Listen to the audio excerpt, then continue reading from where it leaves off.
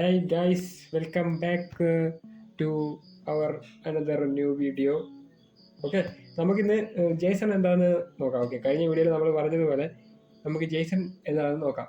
Okay, നമ്മൾ മെയിനായിട്ട് ഒരു ബാക്ക് എൻഡിൻ്റെ സെറ്റപ്പുകളൊക്കെ പല പല രീതികളിൽ നിന്ന്, അതായത് ഇതുവരെ ആരും ഇത്രയും ഡീപ്പായിട്ടുള്ള വീഡിയോസ് ഒന്നും ഞാൻ ഇതുവരെ യൂട്യൂബിൽ കണ്ടിട്ടില്ല. അതുകൊണ്ട് നിങ്ങൾക്ക് ഭയങ്കര യൂസ്ഫുൾ ആയിട്ടുള്ള വീഡിയോസ് ആയിരിക്കും നമ്മൾ ചെയ്യുന്നതെല്ലാം.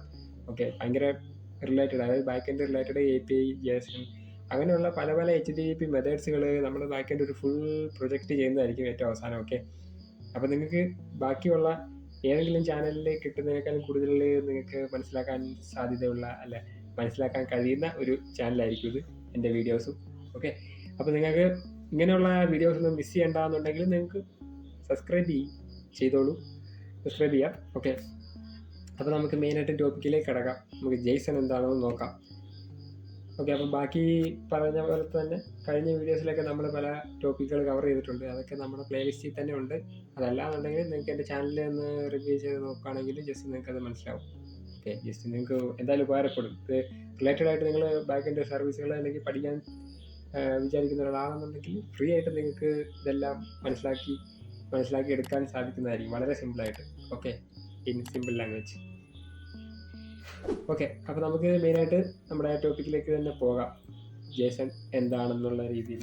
ഓക്കെ, അപ്പോൾ ഈ ജേസൺ എന്ന് പറയുന്നത്, അതിൻ്റെ ഫുൾ ഫോം എന്ന് പറഞ്ഞാൽ ജാവാസ്ക്രിപ്റ്റ് ഒബ്ജക്റ്റ് നൊട്ടേഷൻ എന്നാണ്. അപ്പോൾ പേര് പറയുന്നത് പോലെ തന്നെ ജാവാസ്ക്രിപ്റ്റിൻ്റെ ഒരു ഒബ്ജക്റ്റ് നമ്മൾ ലൈറ്റ് വെയിറ്റ് ആയിട്ട് എഴുതുന്ന ഒരു സംഗതിയാണ് ഈ പറയുന്ന ജേസൺ എന്ന് പറയുന്ന ഒരു സംഭവം. ഓക്കെ, അപ്പോൾ ഇതിന് simple time lightweight text format used to store and transfer data. Okay, അപ്പോൾ ഈ ഒരു കീ വാല്യൂ പെയറുകളായിട്ട് നമ്മൾ എഴുതുന്ന ഈ ഒരു ജേസണിൽ നമുക്ക് ലൈറ്റ് വെയിറ്റ് ആയിട്ട് ഒരു ടെക്സ്റ്റ് ഫോർമാറ്റ് ആയിട്ടാണ് ഈ ഒരു ജേസൺ വർക്കാവുന്നത്. അതായത് മനുഷ്യർക്കും മെഷീൻസിനും ഒരേപോലെ തന്നെ സിമ്പിളായിട്ട് എളുപ്പത്തിൽ വായിക്കാനും എക്സ്പോർട്ട് ചെയ്യാനും ഡാറ്റ സെൻഡ് ചെയ്യാനും എന്തൊക്കെ ആവശ്യമുണ്ടെങ്കിലും അതിനെല്ലാം ഈ ഒരു ജേസൺ ഉപയോഗിക്കാം. അതായത് വെബ് ആപ്ലിക്കേഷനും ഒരു സെർവറും തമ്മിലുള്ള വിവരങ്ങൾ കൈമാറാനായിട്ട് നമുക്ക് മെയിനായിട്ടും ഉപയോഗിക്കുന്ന ഒരു ഡാറ്റ ഫോർമാറ്റ് എന്ന് പറയുന്നത് ജേസൺ ആണ്. ഓക്കെ, അപ്പം ഈ ഒരു എല്ലാം ഓൾമോസ്റ്റ് മജോറിറ്റി പ്രോഗ്രാമിംഗ് ലാംഗ്വേജുകളിലും ഈ ജേസൺ ഉപയോഗിക്കുന്നുണ്ട്. പല രീതികളിൽ നമുക്ക് പല ആവശ്യങ്ങൾക്ക് വേണ്ടിയിട്ട് നമുക്ക് ഈ ജേസൺ നമുക്ക് ഉപയോഗിക്കാവുന്നതാണ്. ഓക്കെ, അപ്പോൾ എക്സാമ്പിളായിട്ട് നമ്മൾ പറയുന്നത്, ഇതിപ്പോൾ ഇങ്ങനെ ഒരു വീഡിയോ നമ്മൾ ഇടുന്നതിൻ്റെ കാരണം എന്ന് വെച്ചാൽ എല്ലാ വീഡിയോയിലും നമ്മൾ ജേസൺ ആണ്, ഈ ഡാറ്റ ഉണ്ട്, ഇത് കീ വാല്യൂ ആണെന്നൊക്കെ നമ്മൾ പറയാറുണ്ട്. പക്ഷെ അതെന്താണെന്നോ അല്ലെങ്കിൽ അത് എങ്ങനെ ഉപയോഗിക്കുന്നതെന്നോ, എന്താണ് അതിൻ്റെ ഫങ്ഷനാലിറ്റി അല്ലെങ്കിൽ അത് എങ്ങനെ ഉപയോഗിക്കുന്നു എന്നുള്ള രീതിയിലൊന്നും നമ്മളിതുവരെ ചിലപ്പോൾ അതൊരു കൺഫ്യൂഷൻ ആവേണ്ടെന്ന് കരുതിയിട്ടാണ് ഇപ്പോൾ ഇങ്ങനെ ഒരു വീഡിയോ ചെയ്യുന്നത്. ഓക്കെ, അപ്പോൾ ഈ ഒരു കീ വാല്യൂ പെയറുകളായിട്ടുള്ള ഒരു ഒബ്ജക്റ്റാണ് ജേസൺ എന്ന് പറയുന്നത്. ഓക്കെ, അതായത് ഈ ഒരു കേർലി ബ്രേസസിൽ കാണിക്കുന്ന ഈ ഒരു കീ, ഈ ഒരു വാല്യൂ പെയറുകളായിട്ടുള്ള സെപ്പറേറ്റഡ് ആയിട്ടുള്ള ഓരോരോ പെയറുകളായിട്ടുള്ള ഓരോ ജോഡികളായിട്ടുള്ള ഈ ഡാറ്റയെ നമ്മൾ സൂക്ഷിക്കാനും ആർക്കെങ്കിലും അല്ലെങ്കിൽ ഏതെങ്കിലും രീതിയിൽ അയച്ചു കൊടുക്കാനും ഉപയോഗിക്കുന്ന ഒരു ഫോർമാറ്റാണ് ഈ പറയുന്ന പോലെ ജേസൺ എന്ന് പറയുന്നത്. ഈ നെയിം എന്ന് പറയുന്നത് ഒരു കീ ആണ്. ഇയാളുടെ പേര് എന്ന് പറയുന്നത് വാല്യൂ ആണ്. Okay, key value. ഓക്കെ, അപ്പോൾ ഈ പറയുന്നത് നമ്മുടെ ക്ലയൻറ്റ് ഒരു ജേസൺ റിക്വസ്റ്റ് ആയിട്ട് സെർവറിലേക്ക് എന്തെങ്കിലും അയക്കുന്നു. അപ്പോൾ അത് സെർവറിന് എളുപ്പത്തിൽ മനസ്സിലാക്കാൻ നമ്മളിപ്പോൾ ഓൾറെഡി പറഞ്ഞു. അപ്പോൾ ആ സെർവർ അത് തിരിച്ച് ക്ലയൻറ്റിന് ഓക്കെ ഇന്നാ പിടിച്ചോ എന്നുള്ള രീതിയിൽ ക്ലയൻറ്റിന് തിരിച്ച് റിട്ടേൺ അടിക്കും. ഓക്കെ, അതാണ് ജേസണിൻ്റെ ഏറ്റവും സിമ്പിളായിട്ടുള്ള ലൈറ്റ് വെയിറ്റ് എന്ന് പറയുന്നതിൻ്റെ അർത്ഥം. മനസ്സിലായോ? അപ്പം ഇനി പോസ്റ്റ് API യൂസേഴ്സ് എന്ന് പറയുന്ന ഈ ഒരു എൻഡ് പോയിന്റിൽ നമ്മളൊരാളെ രജിസ്റ്റർ ചെയ്തു. അപ്പോൾ സെർവർ എന്താ സെർവറിൻ്റെ യൂഷ്വൽ റെസ്പോൺസ് എന്ന് പറയുന്നത് ആ സെർവർ ഒരു ID ക്രിയേറ്റ് ചെയ്യും. അതായത് നമ്മളൊരു ID ക്രിയേറ്റ് ചെയ്യും. അതായത് നമ്മൾ ബാക്ക് എൻഡിൽ അതിനുള്ള കോഡ് നമ്മൾ കൊടുത്തിട്ടുണ്ടായിരിക്കും. ഒരു യൂസേഴ്സ് എന്ന് പറയുന്ന ഈ ഒരു എൻഡ് പോയിന്റിൽ അല്ലെങ്കിൽ ഈ ഒരു ടേബിളിൽ നമ്മൾ ഈ പറയുന്ന നെയിമും ഇമെയിലും വെച്ച് ഒരാളെ രജിസ്റ്റർ ചെയ്യുന്നത്. ഓക്കെ, അപ്പോൾ ഈ ഒരാളെ രജിസ്റ്റർ ചെയ്യുമ്പോഴത്തേക്കും സെർവർ റെസ്പോൺസ് ആയിട്ട് തരുന്നതാണ് ഈ പറയുന്ന ഇത്രയും ഡാറ്റ ഒബ്ജക്റ്റ്. ഓക്കെ, ഈ പറയുന്ന ജേസൺ ആയിട്ട് ഔട്ട്പുട്ട് തരും. അതായത് എക്സെപ്റ്റ് കണ്ടന്റ് ടൈപ്പ് എന്നൊക്കെ നമ്മൾ കഴിഞ്ഞ വീഡിയോയിൽ പറഞ്ഞായിരുന്നു. നിങ്ങൾക്ക് ആ വീഡിയോസൊക്കെ റെഫർ ചെയ്ത് നോക്കാം. ഓക്കെ, അപ്പോൾ ഈ നെയിം ഇയാളുടെ ഈ ഒരു അരുൺ എന്ന് പറയുന്ന ഈ ഒരു പേരുണ്ടല്ലോ, ആ പേരുകൾ സാധാരണ സ്ട്രിങ് ആയിട്ടാണ് വരുന്നത്. അതായത് സ്ട്രിങ്ങുകളൊക്കെ നമുക്ക് നെയിം അല്ലെങ്കിൽ ഇതൊക്കെ ഒരു സ്ട്രിങ് ആണ്, ഈ ഡബിൾ കോട്ട്സിനകത്ത് കാണുന്നതെല്ലാം. Okay, yes. ഇനിയുള്ള അടുത്ത കീ വാല്യൂവിനെ പറ്റി പറയാം. അതായത് നമ്മൾ ഓൾറെഡി പറഞ്ഞു ഇതൊരു കീ ആണ്, ഇതൊരു വാല്യൂ ആണ്. അതായത് ഇവിടെ ഈ സൈഡിൽ കാണുന്ന നെയിം, ഇമെയിൽ എന്നൊക്കെ പറയുന്നത് കീസാണ്. ഈ പറയുന്നത് ഈ aruൺ@gmail.com ഇതൊക്കെയാണ് വാല്യൂസ്. ഓക്കെ, നെയിം എന്ന് പറയുന്നത് കീ, അരുൺ വാല്യൂ ആണ്. Simple as that. ഇനി ജേസൺ ഡാറ്റ ടൈപ്സ് ജസ്റ്റ് ഒന്ന് നോക്കാം. ഓക്കെ, ഈ ഒരു ഡാറ്റാസൊക്കെ ഏത് ടൈപ്പിലാണ് വരികയെന്ന് നമുക്ക് നോക്കാം. അതായത് ഈ അരുൺ എന്ന് പറയുന്ന നെയിം ഉണ്ടല്ലോ, ഇത് ഒരു സ്ട്രിങ് ആയതുകൊണ്ട് ഡബിൾ കോട്ട്സിൽ നമ്മൾ കൊടുക്കുന്നു. ഡബിൾ കോട്ട്സ് സ്ട്രിങ്ങുകളൊക്കെ നമ്മൾ ഡബിൾ കോട്ട്സിലാണ് കൊടുക്കുക. ഓക്കെ, ഈ പറയുന്ന പോലെ 25 എന്ന് പറയുന്ന ഒരു നമ്പർ ആയതുകൊണ്ട് ഡബിൾ കോട്ട്സ് വേണ്ട. അതൊരു സ്ട്രിങ് ആയിട്ട് നമുക്ക് കൊടുക്കണമെന്നുണ്ടെങ്കിൽ ഡബിൾ കോട്ട്സിൽ കൊടുക്കാം. അതായത് നമ്മൾ എക്സാമ്പിൾ ഒരു മൊബൈൽ നമ്പർ കൊടുക്കുകയാണെന്നുണ്ടെങ്കിൽ ഇപ്പോൾ +91 എന്നൊക്കെ പറയുമ്പോൾ, അല്ലെങ്കിൽ 0 മുന്നിൽ വരുന്ന നമ്പറുകളൊക്കെ, അങ്ങനെയുള്ള നമ്പർ ഒരു സിറ്റുവേഷൻ വരുമ്പോൾ നമുക്ക് ഈ പറയുന്ന പോലെ ഈ ഒരു സ്ട്രിങ് ആയിട്ട് തന്നെ കൊടുക്കാവുന്നതാണ്. ഇപ്പോൾ ട്രൂ എന്ന് പറയുന്നത് ട്രൂ, ഫോൾസ്, ബൂളിയൻ വാല്യൂസ് ആണ്, നമുക്കെല്ലാവർക്കും അറിയാം. 0, 1 എന്ന് പറയുന്ന പോലെ തന്നെ നൾ എന്ന് പറയുന്നത് ആ ഒരു വാല്യൂ അവിടെ ഇല്ല, അല്ലെങ്കിൽ അങ്ങനെ ഒരു വാല്യൂ ഇല്ല എന്നാണ് ഈ പറയുന്ന നള്ള് കൊണ്ട് ഉദ്ദേശിക്കുന്നത്. അപ്പോൾ ഈ ഒരു ഡെവലപ്പർ എന്ന് വെച്ചാൽ അയാളൊരു ഡെവലപ്പറാണ്. യെസ്, ട്രൂ, അതൊരു ബൂളിയൻ വാല്യൂ ആണ്. അല്ലെങ്കിൽ ഫോൾസ് എന്നുള്ള ഒരു ഡാറ്റ ആയിരിക്കും അവിടെ കാണാൻ പറ്റുക. അത് എന്തായാലും അറിയാമായിരിക്കുമല്ലോ നോർമൽ. ഓക്കെ, ജസ്റ്റ് അതൊരു ഡാറ്റ ടൈപ്പ് പോലെ ഒബ്ജക്റ്റിൻ്റെ ഡാറ്റ ടൈപ്പ് ഞാൻ ജസ്റ്റ് പറയുന്നേ ഉള്ളൂ.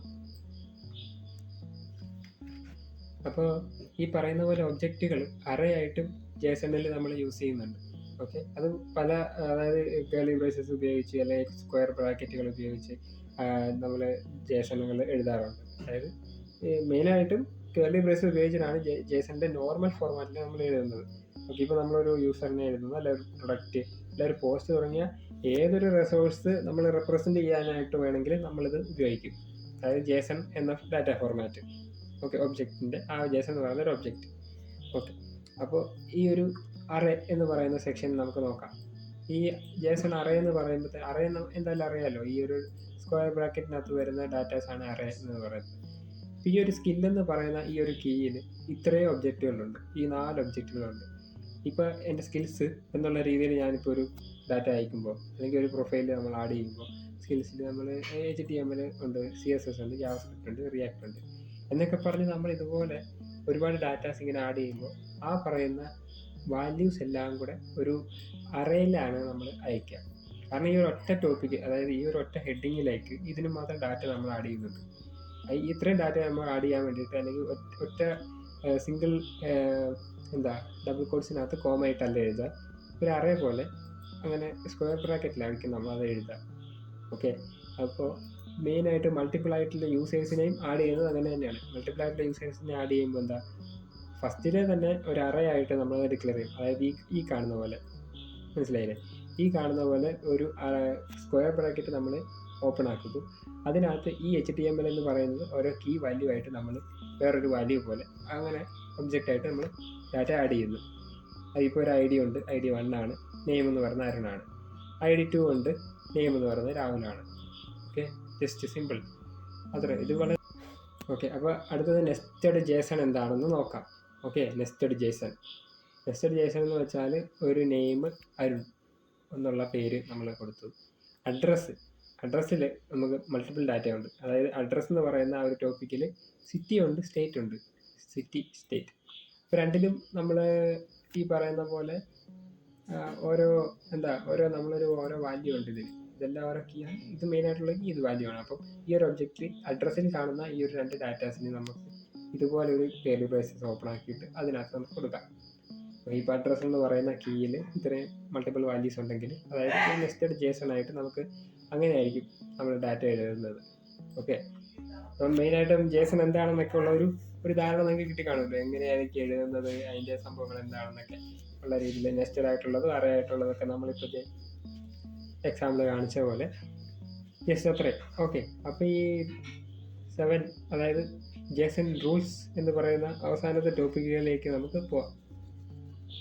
റൂൾസ് എന്ന് പറഞ്ഞാൽ ജേസൺ എഴുതുന്നതിന് ഉള്ള ആ ഒരു സ്ട്രക്ചർ ഉണ്ടല്ലോ, ഒരു ജേസൺ ബോഡി സ്ട്രക്ചർ, ആ ഒരു ഡാറ്റ സ്ട്രക്ചർ എന്നൊക്കെ പറയുന്ന പോലെ ആ ഒരു റൂൾസ് എന്ന് വെച്ചാൽ മെയിനായിട്ടും ഒരുപാട് റൂൾസൊന്നുമില്ല. ഈ പറയുന്ന പോലെ സിമ്പിൾ റൂൾസ് ആണ്, ബേസിക് ആയിട്ടുള്ള റൂൾസ് മാത്രമേ ഉള്ളൂ. ഏതാ? കീസ് നമുക്ക് ഡബിൾ കോട്ട്സിൽ മസ്റ്റായിട്ടും ഡബിൾ കോട്ട്സിൽ വേണം. ഈ പറയുന്ന കീസ് കണ്ടോ, ഈ പറയുന്ന കീസ് എല്ലാം ഡബിൾ കോട്ട്സിലാണ് നമ്മൾ മെയിനായിട്ടും കൊടുക്കുക. ഓക്കെ, എല്ലാ ഐറ്റംസും സെപ്പറേറ്റഡ് ബൈ കോമയാണ്.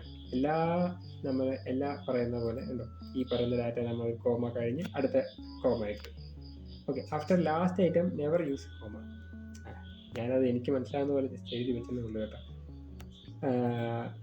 ഏജ് എന്ന് പറയുന്നത് ജസ്റ്റ് 25, അതായത് ഏജ് 25 എന്ന് പറയുന്ന ഈ ഒരു ലാസ്റ്റത്തെ ഡാറ്റ സെറ്റിൽ ആ ഒരു ജോഡി കഴിഞ്ഞാൽ പിന്നെ നമുക്ക് കോമ ഇടേണ്ട ആവശ്യമില്ല. അങ്ങനെ കോമ ഇട്ടാൽ എറർ കാണിക്കും. മനസ്സിലായോ?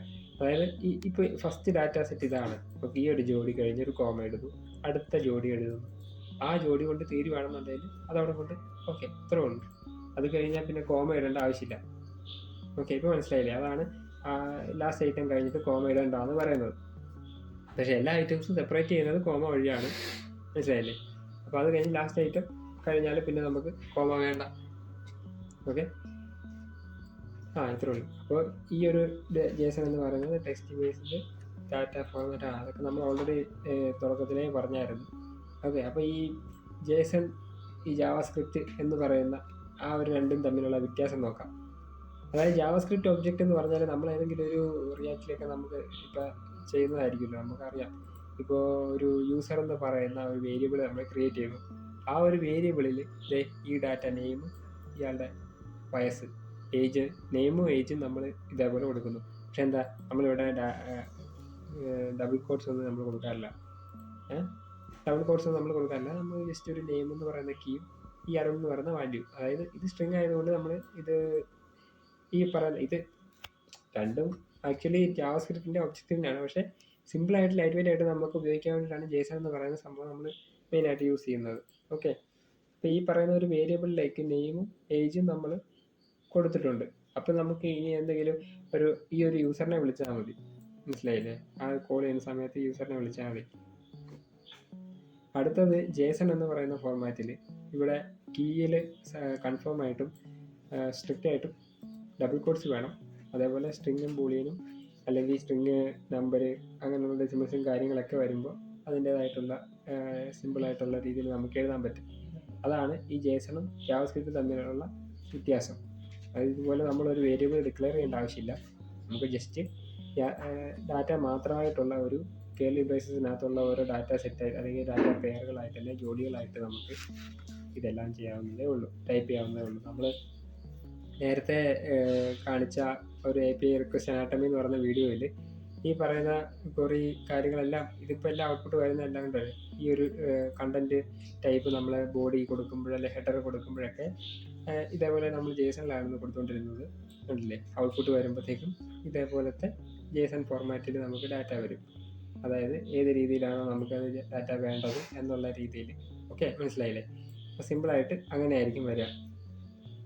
ഓക്കെ, അപ്പോൾ ഇതൊരു ചെറിയൊരു ടോപ്പിക്കാണ്. ജസ്റ്റ് നമ്മൾ ഈ കഴിഞ്ഞ വീഡിയോസിലെല്ലാം ജേസൺ എന്നൊക്കെ പറയുന്നുണ്ടല്ലോ. അപ്പോൾ എന്താണ് ജേസൺ എന്ന് കാണിക്കാൻ പറഞ്ഞു തരാൻ വേണ്ടിയിട്ട് ജസ്റ്റ് ഒന്ന് എടുത്തൊരു വീഡിയോ ആണ്. ഓക്കെ, അപ്പോൾ ഇന്നത്തെ വീഡിയോ ഇത്രേ ഉള്ളൂ. അടുത്ത വീഡിയോ എന്ന് പറയുന്നത് ക്ലയൻറ്റ്, സെർവർ, ഡാറ്റാബേസ്, ഫ്ലോ, ആ ഒരു ക്ലയൻറ്റും സെർവറും ഡാറ്റാബേസും ഒക്കെ ബന്ധിച്ച് കിടക്കുന്ന ആ ഒരു ഫ്ലോ ഉണ്ടല്ലോ, അപ്പോൾ ആ ഒരു ഫ്ലോ ഒക്കെ എങ്ങനെയാണെന്നോ അങ്ങനെയുള്ള ടോപ്പിക്കുകൾ അല്ലെങ്കിൽ അടുത്ത ആ ഒരു ടോപ്പിക്കായിരിക്കും നമ്മൾ അടുത്ത വീഡിയോയിൽ പറയാൻ പോകുന്നത്. അപ്പോൾ നിങ്ങൾക്ക് ആ ഒരു വീഡിയോയും ഉപകാരപ്പെടുന്നതായിരിക്കുമല്ലോ. കാരണം ക്ലയൻറ്റ്, സെർവർ, ഡാറ്റാബേസ് എന്ന് പറയുന്നൊരു ഫ്ലോ ഒക്കെ ഒരു ബിഗിനറായിട്ടുള്ള ഒരു ഡെവലപ്പർ മസ്റ്റായിട്ടും അറിഞ്ഞിരിക്കേണ്ട കുറേ കാര്യങ്ങളാണ്. അപ്പോൾ നിങ്ങൾക്ക് ആ വീഡിയോ മിസ് ചെയ്യണമെന്നുണ്ടെങ്കിൽ ജസ്റ്റ് എൻ്റെ ചാനൽ ഒന്ന് സബ്സ്ക്രൈബ് ചെയ്യുക.